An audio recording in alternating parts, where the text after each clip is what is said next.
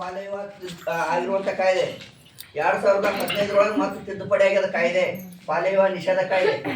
ಏನಂದ್ರಿ 18 ವರ್ಷದ ದಿನಕ್ಕಾಗಿ ಒಂದೇ ದಿನ ಹೆಣ್ಮಕ್ಳಿಗೆ ಕಮ್ಮಿದ್ದು, 21 ವರ್ಷಕ್ಕಿಂತ ಒಂದೇ ದಿನ ಗಂಡ್ಮಕ್ಳಿಗೆ ನೀವು ರಾತ್ರಿ ಅರೆ ಮಾಡ್ರಿ, ಹಗಲತ್ತರೆ ಮಾಡ್ರಿ, ಯಾರು ದೊಡ್ಡವ್ರಿಗೆ ಕರ್ಕೊಂಡು ಹೋಗಿ ಮಾಡ್ರಿ, ತೋಟದಾಗರೆ ಮಾಡ್ರಿ, ಏನೇ ಮಾಡ್ರಿ, ನಿಮ್ಗ ಅವ್ರಿಗೆ ಚಂದ ಬತ್ತು ಚಂದ ಬತ್ತು. ಏನಾದ್ರೂ ಈಗ ನೋಡ್ರಿ ಬಹಳಷ್ಟು ಮದುವೆಗಳು ತಕರಾರ್ದೊಳಗೆ ಅದಾವ, ಹೌದೇನಿಲ್ರಿ? ನಿಮ್ಮ ಹುಡುಗಿಗೆ ಒಂದೇ ದಿನ ನೀವು ಕಂಪ್ಲೇಂಟ್ ಏನಾದ್ರು ಕಂಬಿದ್ದು ನೀವೇನಾದ್ರೂ ದೊಡ್ಡವ್ರು ಕರ್ಕೊಂಡು ಲಗ್ನ ಮಾಡಿರ್ತೀರಲ್ರಿ, ಲಗ್ನ ಮಾಡಿ ನೀವು ಕಂಪ್ಲೇಂಟ್ ಮಾಡಿ ಕೋರ್ಟಿಗೆ ಹೋದ್ರೆ ನಿಮ್ಮ ಹುಡುಗಿಗೆ ಒಂದೇ ಒಂದು ದಿನ ಕಮ್ಮಿ ಇದ್ರು ಗಂಡನ ಆಸ್ತಿ ಒಳಗೆ ಸಿಂಗಲ್ ಪಸ ಸಿಗಲ್ಲ, ಸಿಂಗಲ್ ಪಸ ಸಿಗಲ್ರಿ. ಈಗ ಗಂಡು ಮಕ್ಳು ಯಾಕೆ ಹರಡ್ಲಕತ್ತಾರ ಹೆಣ್ಮಕ್ಳ ಮ್ಯಾಗ ಹತ್ತಂದ್ರೆ ಕಾನೂನು ಅವ್ರಿಗೆ ಗೊತ್ತಾಗ್ತದ. ಇದು ಗೊತ್ತು ಮಾಡ್ಸತ್ತವ್ರು ಯಾರಂದ್ರೆ ವಕೀಲರು, ಅವ್ರಿಗೆ ಗೊತ್ತಿರ್ತದ ಕಾನೂನುಗಳು ಬದಲಾವಣೆ ಆಗಿದ್ದು. 2015 ಮರು ತಿದ್ದುಪಡಿ ಆಗ್ಯದ ಇದು ಕಾನೂನು ಬಾಲ್ಯ ವಿವಾಹ. ನಿಮಗೂ ಗೊತ್ತಿರಲಿ, ನೀವು ಬೇಕಾದವ್ರನ್ನ ಕರ್ಕೊಂಡು ಹೋಗಿ ಮಾಡ್ರಿ. ನೀವು 4 ತಿದ್ದುತ್ತೀರಿ, ಆಧಾರ್ ಕಾರ್ಡ, ರೇಷನ್ ಕಾರ್ಡ, ಅವು ಇವು ತಿದ್ದುತ್ತೀರಿ, ಒಂದು ಪ್ರೂಫ್ ತಿದ್ಲಕ್ಕಾಗಲ್ಲ. ಕೋರ್ಟ್ನೊಳಗೆ ನ್ಯಾಯಾಧೀಶರು ಬರೋದು ಅದು ಒಂದೇ ಪ್ರೂಫ್. ಅದ್ರೊಳಗೆ ಒಂದೇ ದಿನ ನಿಮ್ಮ ಹುಡುಗಿ ಕಮ್ಮಿ ಇದ್ರು ನಿಮ್ಗೆ ಆ ಗಂಡನ ಆಸ್ತಿ ಒಳಗೆ ಅಧಿಕಾರ ಇಲ್ಲ.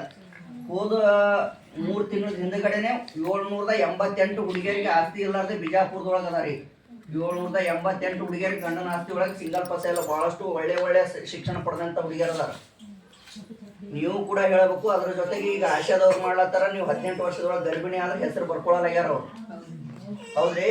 ನೀವು ಸಮುದಾಯದ ಜನರಿಗೆ ನಿಮ್ಮ ಮನೆ ಪಕ್ಕದೊಳಗೆ ಎಲ್ಲಾರ ಹಾಕಿದ್ರಂದ್ರೆ ಮೊದಲು ಅವ್ರಿಗೆ ಕೌನ್ಸಿಲಿಂಗ್ ಮಾಡಬೇಕು, ಹೇಳಬೇಕು. ನಾವೆಲ್ಲರೂ ಏನ್ ಮಾಡ್ತೇವ್ರಿ, ಕಟ್ಟ ಹೊತ್ನಾಗ ಜಕ್ಕೊಂಡು ಬರ್ತೇವೆ, ಹೌದೇನಿಲ್ರಿ? ಏನ್ ಮಾಡಾಗ್ರಿ ಎಲ್ಲ ಪಾಪ ತಂದೆ ತಾಯಿ ಬಡತನದಿಂದ ಇರ್ತದ, 4-5 ಲಕ್ಷ ರೂಪಾಯಿ ಖರ್ಚು ಮಾಡಿರ್ತಾನ, ಎಲ್ಲಾ ಮಾಡಿ ನೇನು ಒಂದ್ ಇಟ್ಟೆ ಕಟ್ಟಬೇಕಂತಿರ್ತಾನ. ನೀವೇ ಹೋಗಿರ್ತೀರಿ ಮತ್ತೆ ಜಕ್ಕೊಂಬರ್ಲಾಕ. ಸೂಪರ್ವೈಸರ್ ಬಂದಿರ್ತಾರ, ಪೊಲೀಸ್ ಬಂದಿರ್ತಾನ, ಮಕ್ಕಳ ಸಹಾಯ ಮನೆಯವರು ಎಲ್ಲಾರು ಬಂದಿರ್ತಾರ. ಹೋಗಿ ಆ ಹುಡುಗಿನ ಕರ್ಕೊಂಡ್ ಬಂದು ಬಿಡ್ತೇವಿ. ಅದು ಹುಟ್ಟುವ 4-5 ಲಕ್ಷ ರೂಪಾಯಿ ಖರ್ಚು ಮಾಡಿದ್ದು ಬರೀ ಯಾರಿಗೆ ಬಿಡ್ತದ? ಯಾರಿಗೆ ಬರ್ತದೆ? ನಾವು ಅವಾಗ ನಾವೇನ್ ಮಾಡ್ಬೇಕು, ಎಲ್ಲಾರು ಅಂಗನವಾಡಿ ಟೀಚರ್ಸ್ಗಳು ಆದಂತವ್ರು.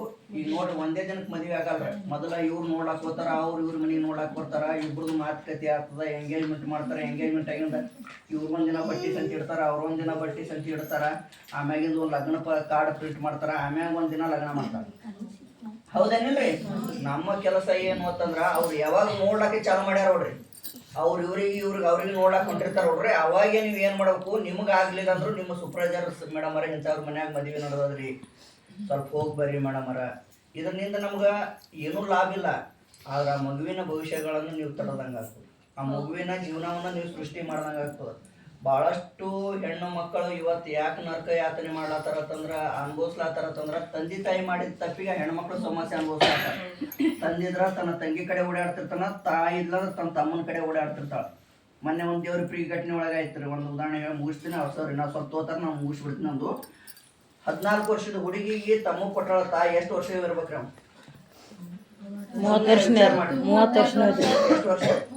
ವರ್ಷ.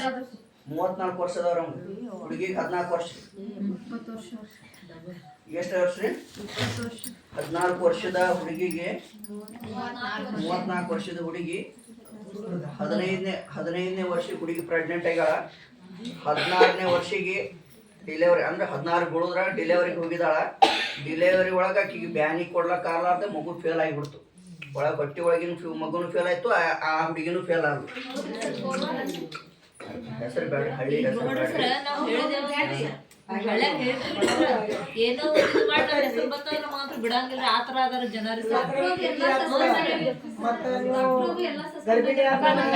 ಅದು ಬೇರೆ ಕೇಸ್.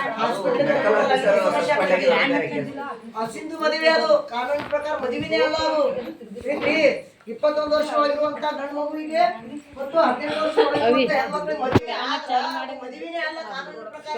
ಅಸಿಂಧು ಮದುವೆ ಏನ್ರಿ? ಅದು ಮದುವೆ ಅಸಿಂಧು ಹೇಳಿದ್ರು ಸರ್. ಆಸ್ತಿ ಪಾಲ್ ಬರಲ್ಲ, ಏನು ಬರಲ್ಲ, ಕಾನೂನು ಪ್ರಕಾರ ಮದುವೆನೇ ಅಲ್ಲ. ಕಾನೂನು ತಿದ್ದುಪಡಿ ಆಗ್ಯದ ರೀಸೆಂಟ್ ಆಗಿ. ಅವಾಗ ಮದುವೆನೇ ಅಲ್ಲ, ಅಸಿಂಧು ಮದುವೆ. ಗೊತ್ತ್ರಿ? ಸಂಪ್ರದಾಯ ಪ್ರಕಾರ ಮದುವೆ, ಕಾನೂನು ಪ್ರಕಾರ ಮದುವೆ ಅಲ್ಲ. ಓಕೆ ಸರಿ, ಹೇಳ್ತೀನಿ.